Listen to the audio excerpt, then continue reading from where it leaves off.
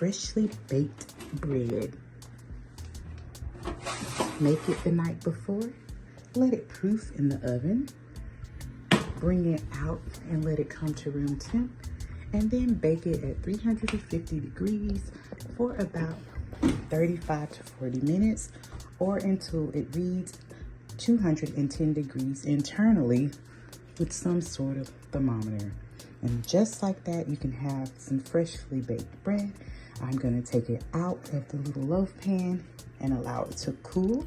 Just be sure not to slice it until it is completely room temperature, unless you're gonna eat it all, because I mean, who can resist warm bread? However, if you cut it too early, you're gonna release all that steam and moisture that would keep your bread loaf moist and fluffy on the inside. So I hope this helps you. Bye. Shalom. Shalom.